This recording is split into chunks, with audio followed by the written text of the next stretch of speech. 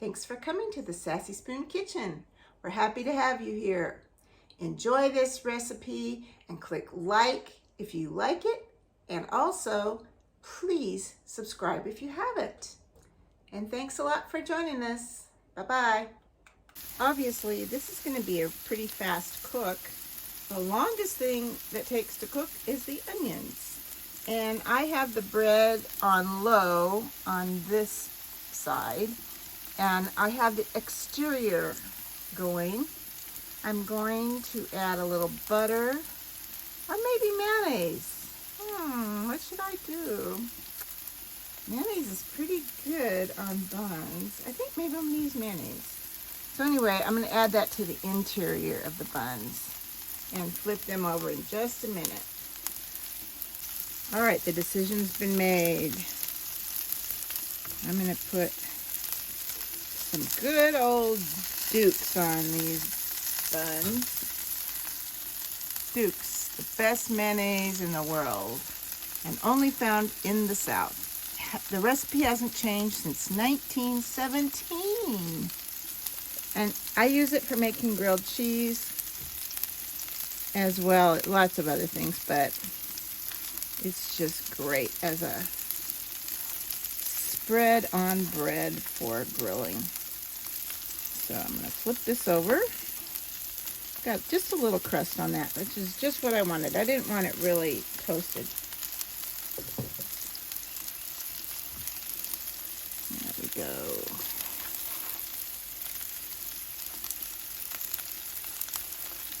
And I'm going to flip it over now. Oop. Ooh, it's hot.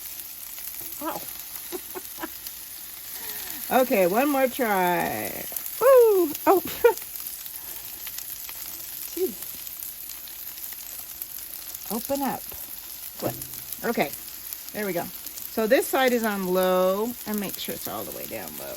And I may even turn it off in a minute. I don't want it to get overcooked. The main thing that's taking a lot of cooking time are these onions. But they're getting close. Oh, look at that. They're getting close to being finished.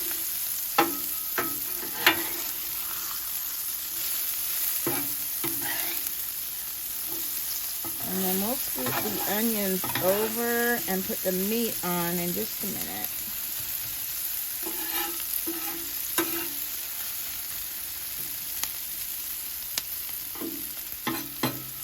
And then after we put the meat on, we're going to do two cheeses. First provolone, and then at the end we're going to top it with Cheese Whiz. And I have to say, I've never bought Cheese Whiz before in my life. But everywhere I read, it says it's the best for these sandwiches. So I got to trust what people say.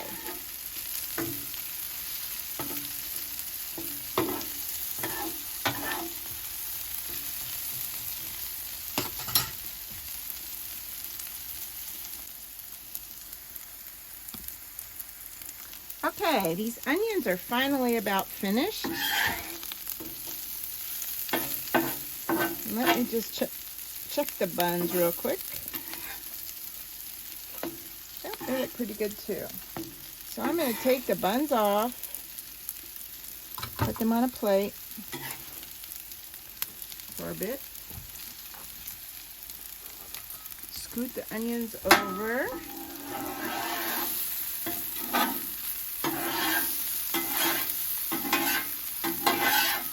And we're going to cook the steak part of the cheesesteak.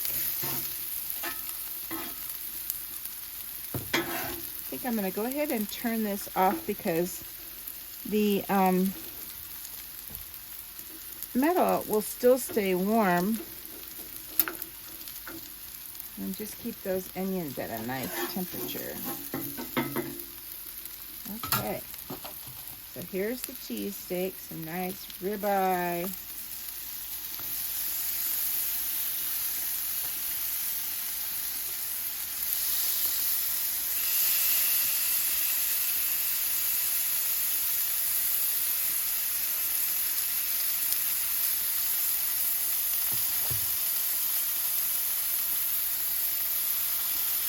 I've got a little oil I can add to this too. Probably wouldn't hurt.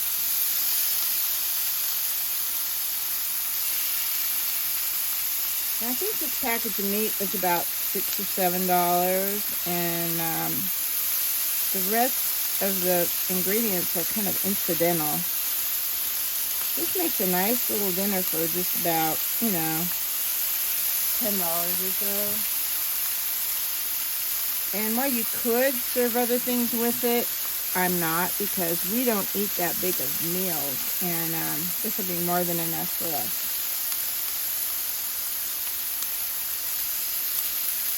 This meat looks great. It's so nice to have it so thinly sliced. You can slice it yourself by putting it in the freezer for a little while until it's firm enough to slice. But this is a real treat getting it already sliced. So I'm going to turn this down a little bit because I have it on high. And I'm going to add some oil and then some seasonings. And it should cook pretty quickly.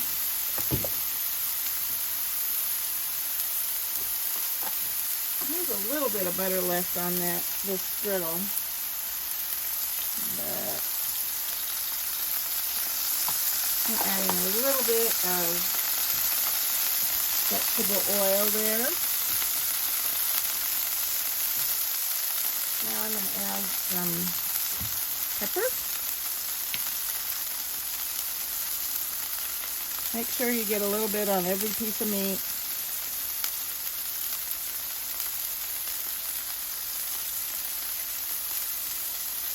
And then I'm going to add a little bit of that gator seasoning. You could just use regular salt.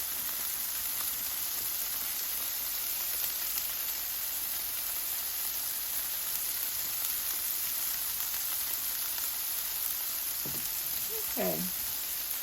So it's almost time to start flipping it.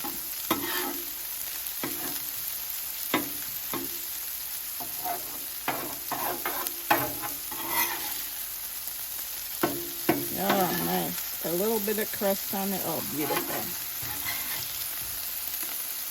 Yeah. It's exactly the way we want it.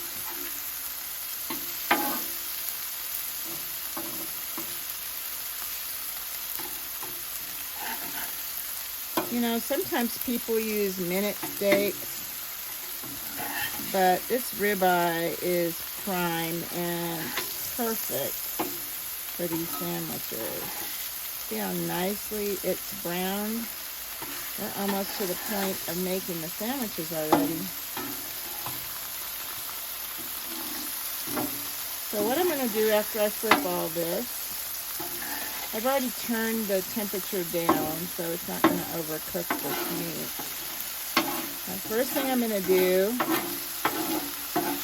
is take these onions over, bring them over here, and put them in 2 piles, one for each sandwich. And we're going to try and get them evenly dispersed.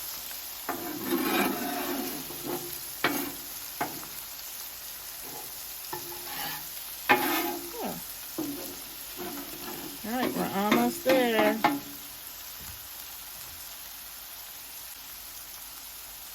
Okay, this meat is perfect. We're going to put a pile of meat on each pile of onions. And then we're going to put some provolone on.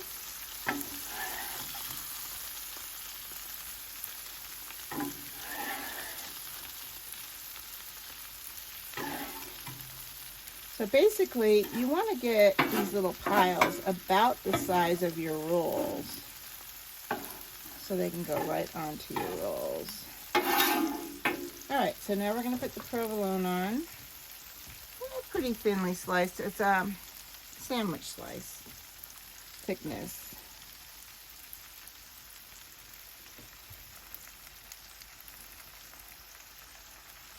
And I'm going to put the dome over these so that the cheese melts. And I'm going to squirt a little bit of water in there. Let me move this pile over here.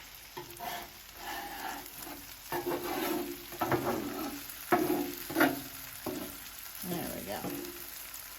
This one up here. Yeah, that's better. All right, so we're gonna squirt just a little bit of water in here and then put the dome over it for a minute, not long.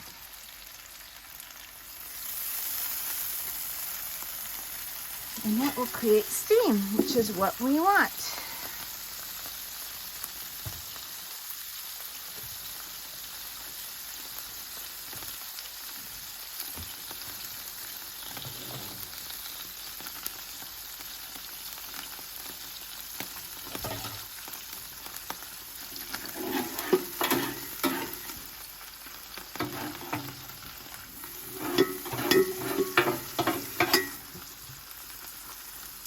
Be another 5 or 10 seconds before we take this off. Okay, so as you can see, the provolone has melted, and I'm just going to kind of dig in here and get it into the meat and put a little bit of the onions on top. Now, as you know, or you may not, I'm a Chicago girl, and I love my jardinere. I'm going to put a little jardinere on mine, but not my husband's. So this is a mild jardinere. I do like hot jardinere as well, but this one will do. So just sprinkle a little bit of that on there. And all that is kind of an Italian pickle relish in large chunk form. Okay, we're about ready to load them up.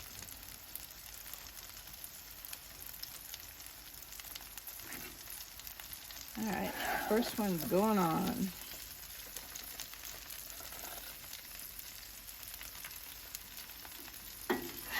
And as I told you, I'm going to put a little Cheese Whiz on these.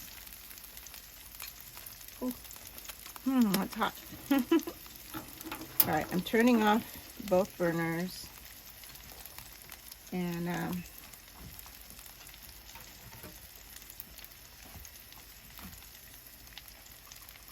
here's the Cheese Whiz.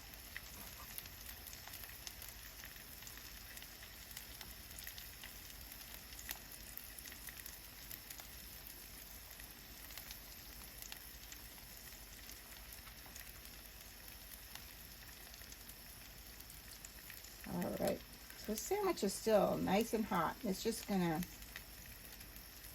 continue to heat up this Cheese Whiz.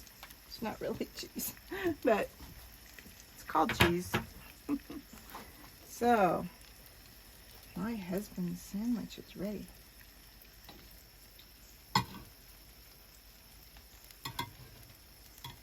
I'm going to take it to him, and I'll be right back.